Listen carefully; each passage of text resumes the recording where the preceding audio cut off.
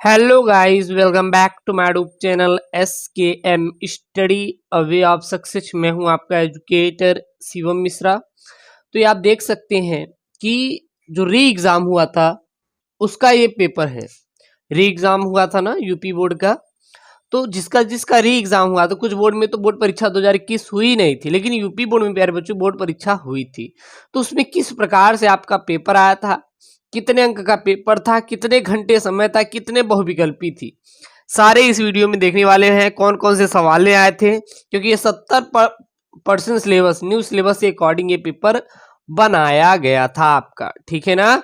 और इसी बात पे प्यारे बच्चों जो मैं आपको पेपर लेके आया हूँ ढूंढ के, बहुत मेहनत के साथ ये पेपर मिला है मुझे, इसलिए आपको 1000 लाइक का टारगेट रखते हैं और वीडियो पूरा देखें। और इसमें दिखाएंगे कि कौन कौन से प्रश्न आए हैं। इसीलिए मैं बोलता हूं ना, जो जो मैं प्रश्न बताता हूं वो आपके पेपर से ही बनाते हैं। जो बार बार रिपीट किए जा रहे हैं प्रश्न, उसी को मैं प्यारे बच्चों आपके सामने प्रत्यक्ष रूप से लाने की कोशिश करता हूं।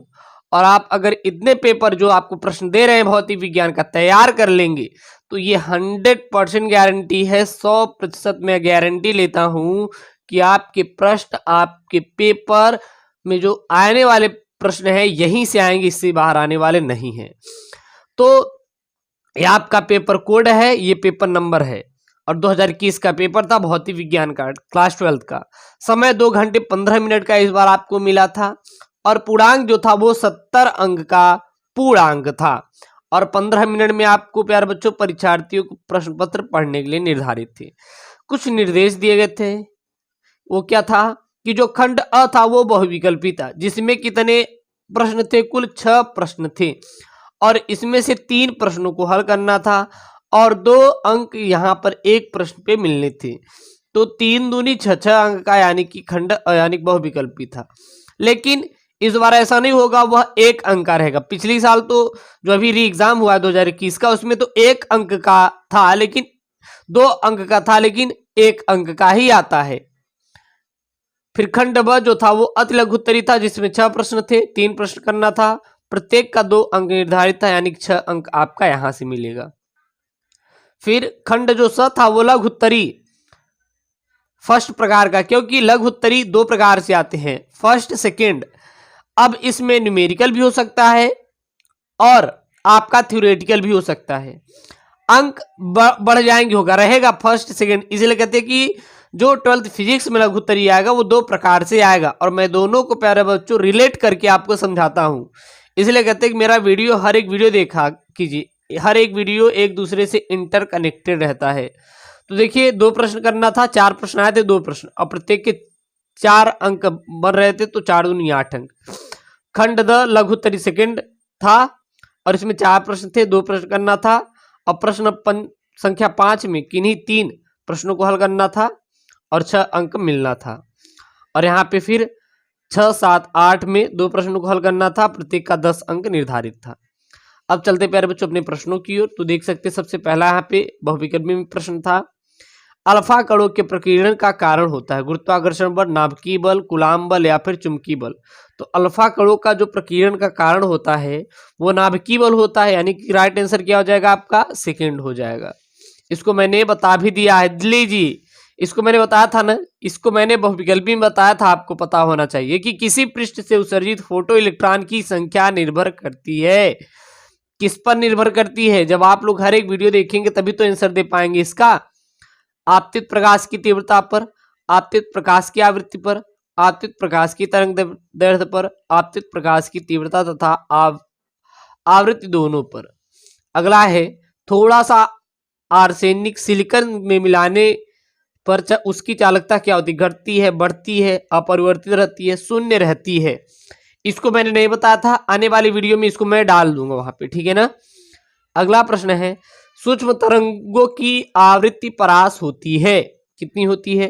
3 गुणित 10⁻12 से 3 गुणित 10⁻9 हर्ट्ज, 3 गुणित 10⁻16 से 3 गुणित 10⁻13 हर्ट्ज, 3 गुणित 10⁻9 से 3 गुणित 10⁻5 हर्ट्ज या 3 गुणित 10⁻10 से 3 गुणित 10⁻12 हर्ट्ज कितनी होती है? अगला है लाडलो, क्या है यहाँ पे, एक कुंडली से बद्ध, इसको मैंने आपको न्यूमेरिकल वाले वीडियो में जाके देखिए, जो आपको सबसे महत्वपूर्ण न्यूमेरिकल बताया 2 भागों में, उसमें से ये न्यूमेरिकल आपको मिल जाएगा, गारंटी दे रहा हूं। एक कुंडली से बद्ध चुंबकीय फ्लक्स 0.1 सेकंड में 1 वेबर से 0.1 वेबर कर दिया जाता है। यदि कुंडली का प्रतिरोध 10 ओम है तो कुंडली में प्रेरित आवेश होगा 9 कूलाम, 0.09 कूलाम, 0.9 कूलाम या 0.009 कूलाम। अगला है यहाँ पे क्या है, किसी प्रिज्म से जब एक वर्णी प्रकाश गुजरता है तो उसका ध्रुवण हो जाता है, विवर्तन हो जाता है, वर विक्षेपण हो जाता है या फिर विचलन हो जाता है। कमेंट में प्यारे बच्चों इसका आंसर मेंशन करेंगे। फिर ये इंग्लिश मीडियम, इसका भी पीडीएफ आपको प्रोवाइड करा देंगे, टेंशन मत लेना, इसका पीडीएफ टेलीग्राम पे मिल जाएगा, जाके डाउनलोड कर लीजिएगा। अगला प्रश्न है दूसरा यहाँ पे, अब यहाँ पे खंड ब है, एक 2-2 अंक वाले, दो समांतर धारावाही चालकों के बीच लगने वाले बल का सूत्र प्रयुक्त चिन्हों के अर्थ बताते हुए लिखिए। इसको मैंने करवाया है, जाके सभी वीडियो देखिए तो उसमें मिल जाएगी। अभी पिछले ही वीडियो मैंने करवाया है, इसको पिछले ही वीडियो में मैंने करवाया है, इसलिए कह रहे हैं जो भी आपको देंगे वीडियो 100% गारंटी है। वहीं से आगे आप जो मैं पीडीएफ भेजा हूं टेलीग्राम पे, वहां पे जाके आप चेक कर लीजिए, पूरा आपको प्यारे बच्चों यहीं से मैंने बताया, बाहर नहीं है। अगला है दृश्य प्रकाश परावैंगनी विकिरण तथा एक्स किरणों के फोटॉन की ऊर्जा को घटते हुए क्रम में लिखिए। पूर्ण आंतरिक परावर्तन से आप क्या समझते हैं। और फिर है 2 माइक्रोकूलाम का आवेश 0.2 मीटर भुजा के घन पर केंद्र पर स्थित है तो घन के पृष्ठ से निर्गत कुल विद्युत फ्लक्स ज्ञात कीजिए। और अगला यहाँ पे आंख की समंजस क्षमता से क्या अभिप्राय है या फिर आप क्या समझते हैं। फिर यहाँ प्यारे बच्चों है, इसको तो मैंने करवाया ही था, देखिए न्यूमेरिकल यहाँ पूछा है 2 माइक्रोफैराडे तथा 3 माइक्रोफैराडे धारिता वाले 2 आविष्ट चालकों को आपस में संयोजित करने पर आवेश का बंटवारा किस अनुपात में होगा। तो यूपी बोर्ड वाले तैयार कर लीजिए, इससे बाहर नहीं आएगा। अगला यहाँ पे प्यारे बच्चों खंड स है, अब पीएन संधि डायोड का उत्क्रम अभिन्नत परिपथ बनाइए, धारा वोल्टेज के बीच ग्राफ खींचकर इसकी व्याख्या कीजिए। अगला यहाँ पे है हाइड्रोजन क्लोराइड अणु का वैद्युत द्विध्रुव आघूर्ण 3.4 × 10⁻13 कूलाम मीटर है। तो अणु में हाइड्रोजन आयन तथा सीएल आयनों पर आवेश की मात्रा 1.6 × 10⁻19 कूलाम होती है। तो आयनों के बीच की दूरी ज्ञात कीजिए। सवालें हैं। अगला यहाँ पे वैद्युत चुंबकीय तरंग के अभिलक्षण लिखिए। और अगला है कोई परमाणु 5.36 इलेक्ट्रॉन वोल्ट और 3.45 इलेक्ट्रॉन वोल्ट ऊर्जा की 2 ऊर्जा स्तरों पर पाया जाता है। यदि परमाणु ऊर्जा स्तर से दूसरे स्तर में जाए तो इसके द्वारा उत्सर्जित प्रकाश की तरंग दैर्घ्य की गणना कीजिए। या फिर हाइड्रोजन परमाणु के लिए बोहर की परिकल्पनाएं लिखिए। ठीक है। और यहाँ पे प्यारे बच्चों सेक्शन डी है, यहाँ पर भी न्यूमेरिकल देखिए, एक आवेशित कण 10⁻² वेबर प्रति मीटर स्क्वायर के चुंबकीय क्षेत्र में 10�7 मीटर प्रति सेकंड के वेग से 0.6 सेंटीमीटर त्रिज्या के वृत्ताकार मार्ग पर चल रहा है। तो कण का विशिष्ट आवेश ज्ञात कीजिए। तो आपको न्यूमेरिकल भी ज़्यादा ध्यान देना है। देखिए न्यूमेरिकल यहाँ पे ज़्यादा पूछा है। अनुनादी परिपथ से क्या तात्पर्य है, श्रेणी अनुनादी परिपथ बनाइए और अनुनाद की स्थिति में आवृत्ति के लिए सूत्र का निगमित कीजिए। अगला है एक उत्तल लेंस की फोकस दूरी 10 सेंटीमीटर तथा एक उत्तल लेंस की फोकस दूरी 10 सेंटीमीटर तथा एक अवतल लेंस की फोकस दूरी 50 सेंटीमीटर है। तो दोनों लेंस संपर्क में रखे हैं। इस युग्म से 25 सेंटीमीटर दूरी पर रखी है वस्तु और वस्तु के प्रतिबिंब की स्थिति ज्ञात कीजिए। अगला यहाँ पे प्रश्न है एल लंबाई के तार से एक वृत्ताकार कुंडली बनाइए। इस कुंडली को भी तीव्रता के एक चुंबकीय क्षेत्र में लटकाया गया है। यदि कुंडली में धारा आई प्रवाहित की जाए तो सिद्ध कीजिए कि इस पर अधिकतम बल आघूर्ण तब लगेगा जब कुंडली में एक ही फेरा होगा। ठीक है।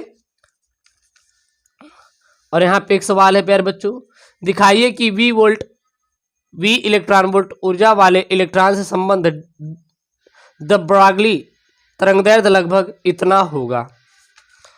फिर यहाँ प्यारे बच्चों सवाल है तांबे के पृष्ठ का कार्यफलन 4.4 इलेक्ट्रॉन वोल्ट है। पृष्ठ पर दृश्य प्रकाश डालने पर क्या इलेक्ट्रॉन उत्सर्जित होंगे, गणना की पुष्टि कीजिए।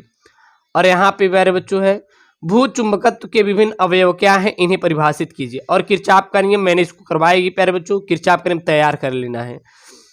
और फिर यहाँ पे मुक्त इलेक्ट्रॉन के अनुगमन वेग देख लीजिए, अनुगमन वेग को मैंने यहाँ पे आपको बोला है करने के लिए और आप कर लीजिए। और अनुगमन वेग के आधार पर ओम के नियम का प्यारे बच्चों निगमित कीजिए, ठीक है।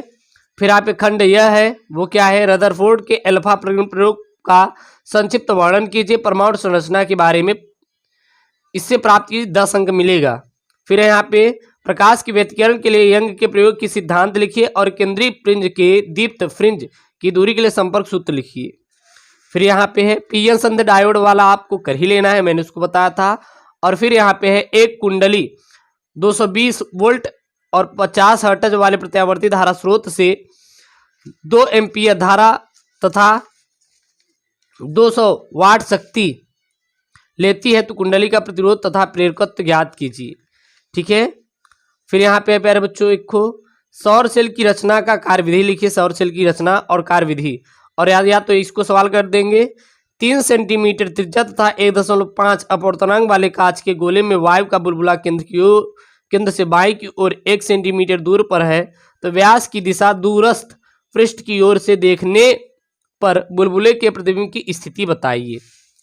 और फिर अगला सवाल है, यौगिक सूक्ष्म में किरण आरेख द्वारा प्रतिबिंब बनना समझाते हुए आवर्धन क्षमता के लिए सूत्र का निगमन कीजिए। और वेट स्टोन सेतु संतुलन अवस्था में उसकी भुजाओं द्वारा प्रतिरोध में संबंध स्थापित कीजिए। तो ये प्यारे बच्चों न्यूमेरिकल है, इसको तैयार ही कर लेना है, ठीक ना। फिर आपका यहाँ पे पेपर है और कुछ की वैल्यू आपको दी गई रहेगी, वैल्यू आपको पीछे दी गई होगी किसकी क्या क्या वैल्यू होती है। तो प्यारे बच्चों फिजिक्स का पेपर है और कुछ इसी प्रकार से आपका पेपर आएगा, इससे बाहर आने वाला नहीं है। इसलिए वीडियो को लाइक कर दीजिए, चैनल को सब्सक्राइब कर दीजिए। ओके दोस्तों, थैंक यू, जय हिंद।